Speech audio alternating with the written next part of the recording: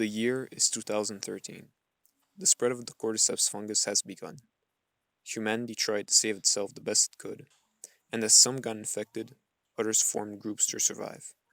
7 years later, we continue to follow the story of Ellie and Joe as the world is in the middle of an apocalypse. Or at least that's what we thought, because now we focus on Ellie and Abby because Joe is dead. Yep, he is killed by Abby, which brings us to the first controversial point of this game: Joe's dead.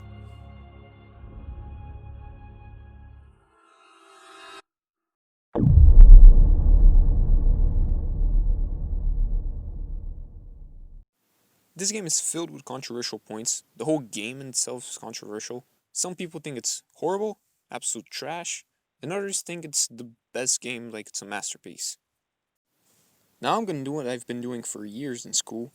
Basically, I'll give the bad points of the game, the good points of the game, and then a conclusion. And I'll throw in my personal opinion as well.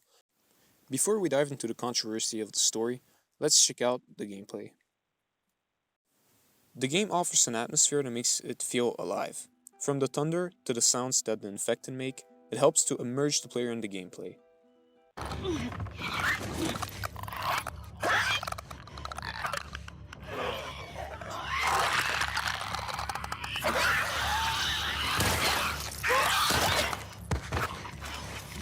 The sound design creates an idea of depth, the motion capture is amazing, it helps to convey emotions very well through the characters to the player. But I'm not going to say much about it because there's just way too much to say. The level design makes the rooms feel very real. There are details that are put in the levels that you don't even notice, but they help to convey the idea that someone could have lived here before. Thus, it keeps the theme going that we are in a zombie apocalypse. And they could have easily gotten carried away with a story about Ellie and Abby, and I've completely forgotten about that, so that's a good point. For example, having notes in this game actually makes sense, because I doubt that satellites are still working this many years after the outbreak. However, having the combinations right next to safes aren't really puzzles. But to redeem themselves, the ropes were actually pretty fun to play. Also, the level designs are pretty open. It's not an open world game, but you can decide to kill the enemies by using many different patterns, or you can even altogether just use to avoid them. Pretty much, the level design is very well rounded. It makes you feel like you're controlling the characters and are contributing to the story, which is something that we're gonna go back to. To prone. Likely to, or liable to suffer from. Do or... wait. Oh, yes. To prone, lying flat, especially face downward. The tension that the game brings is one of the very positive aspects. It is held up by proning, which helps you to sneak around enemies, and also by the different horror parts that are scattered around the game. Also, you can't really go in guns blazing, so the style of play contributes to keeping up the suspense and the tension. The style of game that the game offers contributes to the player to have to be very resourceful.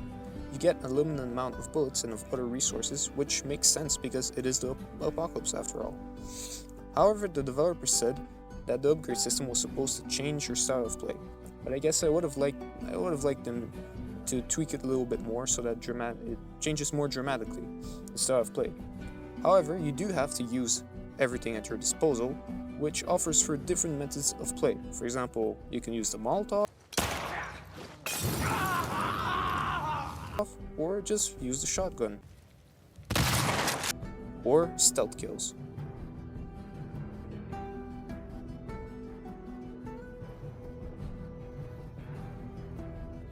Talking about stealth kills, the animations for the stealth kills are the same for every upgrade, which felt a little bit redundant. However, they are very detailed, so they never really get old. But where they redeem themselves for the animations is that for every upgrade, there is a different animation, which is absolutely crazy.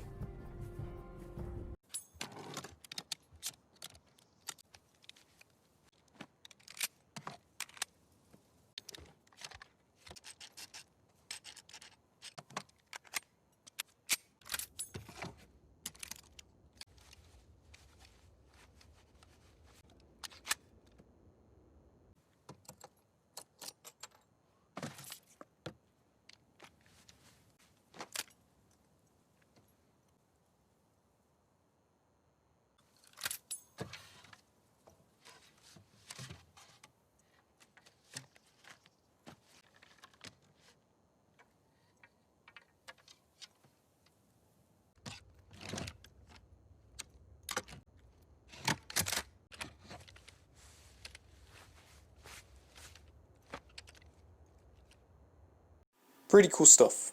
Now that we got the gameplay out of the way, let's get into the story.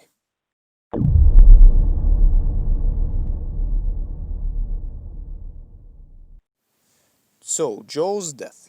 Joel's death is very controversial, as we have stated until now, because people think that he shouldn't have died in such a stupid way, and because of the way he died. After all, what led to his death was him giving out so carelessly his name to some stranger, which is against his character. What kind of shit is that? Hell no! I understand that Joel is being depicted as more relaxed and settled than Jackson, and that he's let his defenses go down. And I like changes in characters, but they should have shown more of a transition in Joel's character, not make it that abrupt. Maybe, for example, with a flashback later in the game, but at least something that happened in Joel's life that made him change that much. Now, here's where I draw the line on his death being bad, or trash, or whatever you want to call it. It is also hidden on because his death was very gruesome and that he didn't get to die like a hero. But why would he? He isn't some sort of hero that need that kind of death. Joe is the exact opposite of a hero. He doesn't do anything altruistic and doesn't sacrifice himself for the greater good. The stereotypical depiction of a hero is someone who sacrifices himself for humanity or for simply something greater than him. Yet, at the end of the first game, in the beginning of the second, we are reminded that he probably killed more humans than infected, which is a lot of humans. The world of The Last of Us is also a world where shit just happens, and the characters aren't any exception to that. If anything, his death adds to the realism of the story and shows the cruelty of the world. Otherwise, it just wouldn't match well with the themes of the game. The goal of a video game is to immerse you into a new world. Just like a book, you go through a story with characters. However, video games let you be the author to some extent. But this game isn't about you, the player. It's about Abby and Ellie.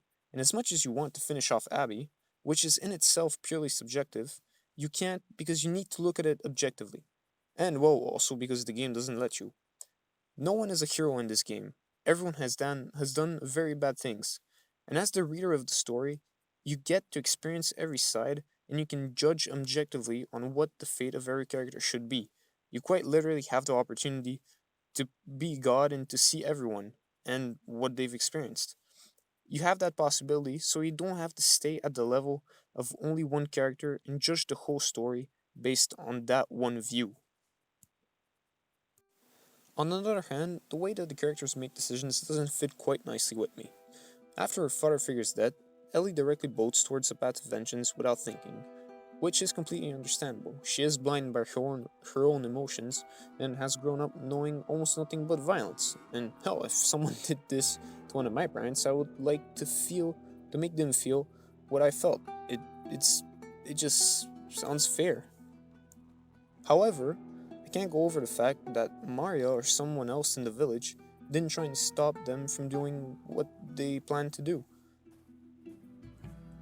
There must be someone in the village who can see the situation objectively and understand that going after her will only lead to more violence, and also that they are in an apocalyptic world. Throwing away that many resources isn't too much of a good idea. Of course, after all, I want there to be a game, but they could have invented something else that made the characters express their thought of process a bit more. Otherwise, it kind of feels like they just don't think. Another example is when Jessie has to make the decision whether they should go and find Tommy or bring back Dean to the village, since she's now pregnant. And Jessie just says, "Screw it, we're going after Tommy." Now let's talk about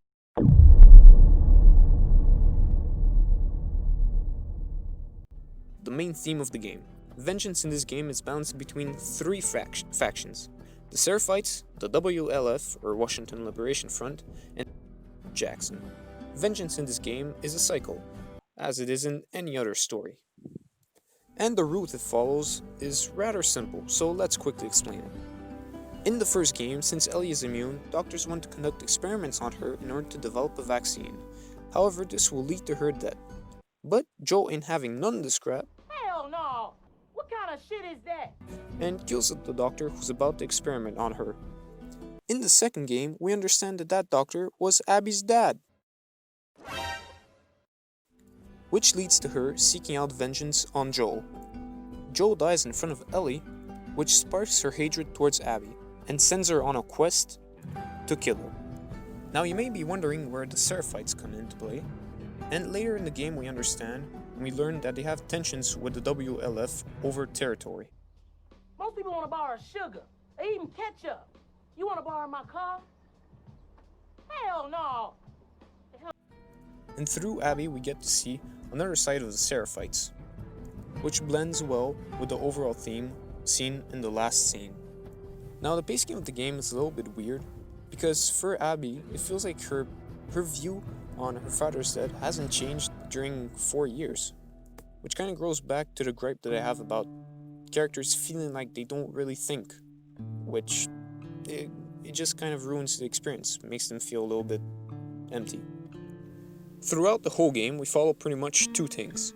First, the path that Ellie takes to get to Abby, and second, Abby's reactions to the consequences of the path that Ellie took, which leads us to the second encounter between Abby and Ellie. Their encounter takes the form of a fight, clashing their lusts for vengeance. In the end, Abby outmuscles Ellie, quite literally, and has the opportunity to kill Dina. There's honestly nothing that is stopping her from finishing off Dina. After all, she did to Joel so mercilessly, and even tortured him before doing it. And later in the game, there aren't any signs of her regretting doing it. However, if killing Joel was really so important to her, then after doing it, it would definitely have had an impact on her life, be it positive or negative. However, that is absent in the game. This means that for Abby, killing Joel was just another mission, a mission with a higher priority, but at the end of the day, just another mission. Abby is a stone-cold killer during the whole game. Killing doesn't affect her in any way, until she has the opportunity to kill Dina, and then finish off Ellie. Moments before this, she found her friends killed by someone who hid in this theater, not knowing or caring who it was. So she did what was instinctive to her. She went to the theater for payback. But when the time came, she didn't do it. Not because Dina was pregnant, not because she felt bad for them, but because when Lev called out her name, it reminded her of past times she had to go through vengeance. With the Seraphites, as much as with her dad, and along the consequences.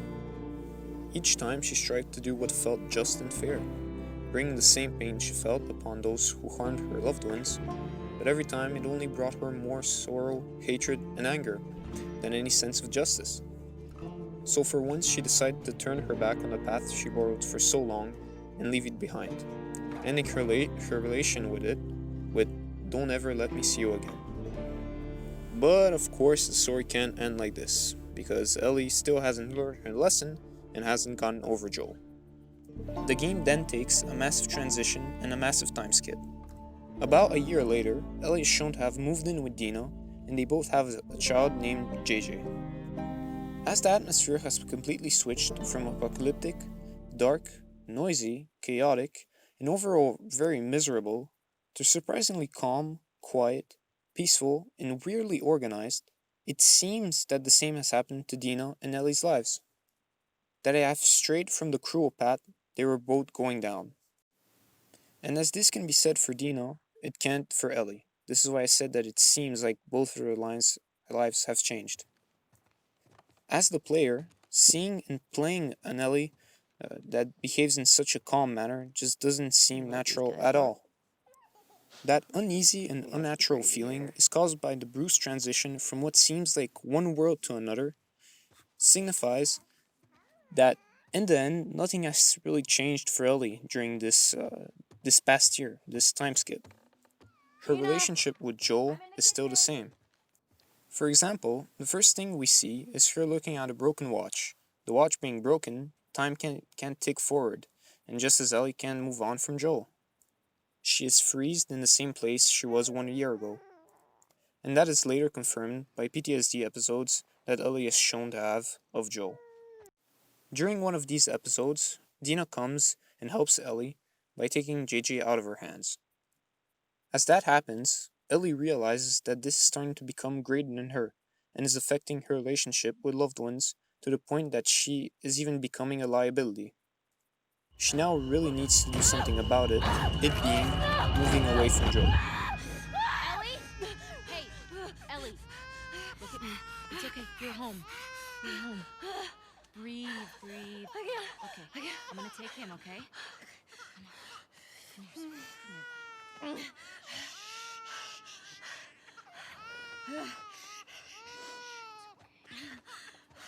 Now, in order to do that, guess what she does? She goes and talks about it with Dino, goes back to Jackson to find help, or goes to find Abby and kill her. None of the three, actually, because the next scene shows her hunting a rabbit, which in itself shows us that she's continuing to sharpen her shooting skills, which foreshadows that she is later going to go find Abby in order to kill her. Later, Tommy gets to the house and gives information to Ellie about Abby's location, making her decision even more complicated, but actually more straightforward. In a final attempt to make Ellie avoid going after Abby, Dina begs for her to stay. However, Ellie's already made up her mind and departs to start the last chapter of the story. A couple of months pass and Ellie finally finds Abby, who's been kept prisoner all this time. She now looks like a completely different person, as she's lost a lot of her muscle, has visible bruises, appears extremely tired out, and overall just looks like a completely different person who's on the verge of death. Because of this, Ellie's whole image now changes about Abby. The person she used to see as a monster is now gone, and in front of her stands the true Abby, not the ball of anger that murdered her father. So reluctantly, she doesn't kill her, but instead helps her to get the boats in order to escape. This continues until she's reminded of why she's been doing this and who Abby really is to her. She appears somewhat confused, and instead of directly killing her, she forces her to a fight to the death. The fight breaks out, and fists are exchanged until Ellie takes the upper hand, and Abby takes two of her fingers and begins drowning her. While Abby is on the verge of death, Ellie gets a flashback of Joel, not of him dying, but of him the night before Seattle. Suddenly, she then lets go of Abby, who departs with Lev into the fog in the boat.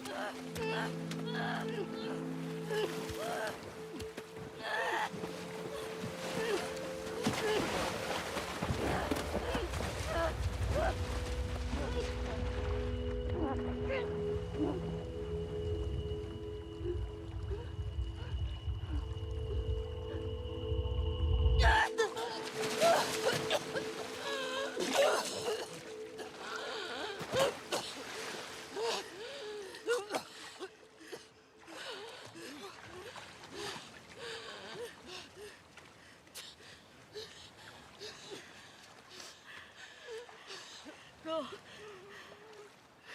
Just take him.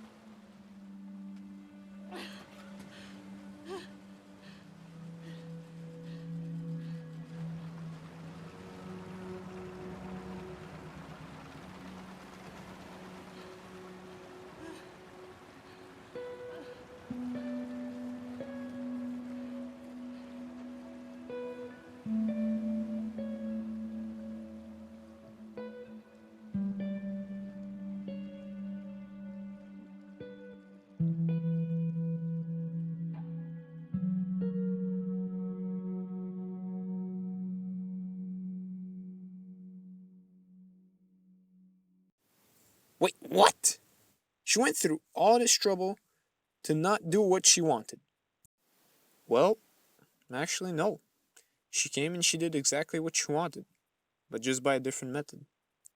The reason why she was so overwhelmed by Joel's death is revealed in the last scene, showing Joel and Ellie talking about forgiveness, about when Joel lied to Ellie about what happened in the hospital. Ellie is devastated to know that all of humanity could have been spared if it wasn't for Joel's selfish act, that Ellie can't do anything about. Well, in this last scene, it is shown that she can do actually something about it. She can either continue to hold a grudge against him and pretty much take revenge in some sort of way, or forgive him, exactly what they were talking about in that last scene. And when Abby killed Joel, she took Ellie's only chance on forgiving him. The only way left for Ellie to make it up to Joel was now by taking revenge on Abby. But that flashback reminded her that by taking revenge on Abby, she'd actually be taking revenge on Joel. That flashback reminded her that the only way to make it up to Joel was by forgiving him. Through forgiving Abby, she finally did what she came to do and forgave Joel. Her final goal was never killing Abby, but it was being able to forgive Joel. As we can see in her PTSD episodes, Abby is nowhere to be seen. It's always about Joel dying. And just as Abby tortured Joel physically, Ellie tortured him mentally during all these years when she held a grudge to his lie. Okay. Ellie realizes she's been inflicting the same pain Abby's been inflicting on Joel. Thus, she places herself on the same plane as Abby. I'll see you around. She realizes she's the same person as the person she's been hating all this time. This transitions the problem to a completely different direction. If she wants to forgive Joel, she needs to forgive herself, and in order to forgive herself, she needs to forgive Abby, bringing us to her not killing Abby. Now, I'm not gonna lie to you, the ending's a little bit depressing. What's the point of achieving one goal if you're gonna lose everything else? I mean, looking at her at the end, she doesn't seem in the slightest happier. In the last scene, it is shown she lost Jackson, Tommy, Jesse, Dino, JJ, the farm because it's empty, and of course Joel. The ending is a bit mixed because she did the right thing, but the consequences of her doing that right thing are pretty negative. Or are they? Now, there's a theory suggesting that after Santa Barbara, she went back to Jackson, met up with Dina and everyone else, and came back later to the house. And there are a couple of pieces of evidence supporting it. First of all, she doesn't have her lucky bracelet on when she is in Santa Barbara, but she does when she comes back to the house. Second, she doesn't have any of her weapons when coming into the house. And she has new pairs of clothes. And third, she isn't surprised that the house is empty. It looks like she already knows it. But why would she come back to the house then? Well, it was to finally let go of Joe. When she was seeking revenge, she was holding a grudge. Then, by forgiving him, she can finally, let go of him because she's not holding on to a grudge anymore. She lets go of their only connection to him, his guitar. Oh, she can't even play a song anymore. She finally lets go of vengeance and forgives him. To be honest, I don't know why they didn't make her play his song. Like she can finally fully let go of him and close this chapter of her life. Because after all, during the whole game, she can sing his song, but doesn't want to because she doesn't feel ready or has any reason to. And now she can't sing his song, but wants to and feels like she actually has a reason to and feels like she's ready to do it. Maybe because there's still ways to go until she finally forgives him, or maybe something else. Maybe we'll find out in The Last of Us Part 3. Now, finally, did I personally enjoy the game?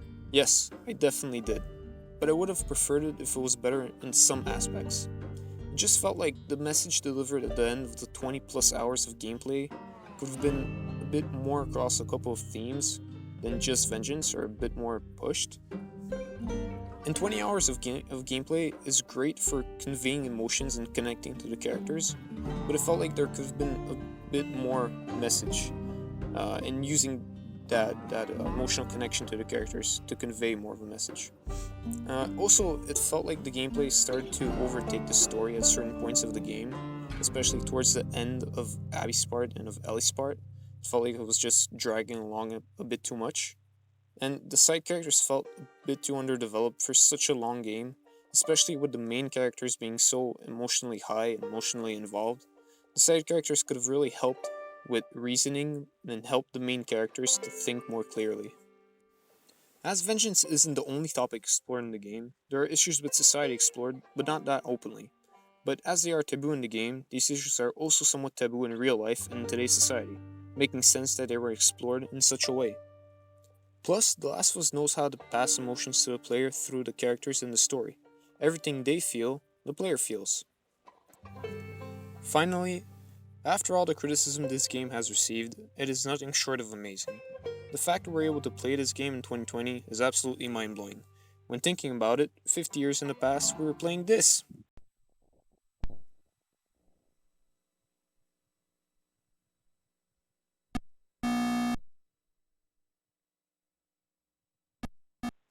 Cool stuff, eh? As it is a video game, it nails the aspect of the gameplay and graphics almost perfectly, and the only real gripes that can be made are on the story, but they definitely aren't enough to make the game bad.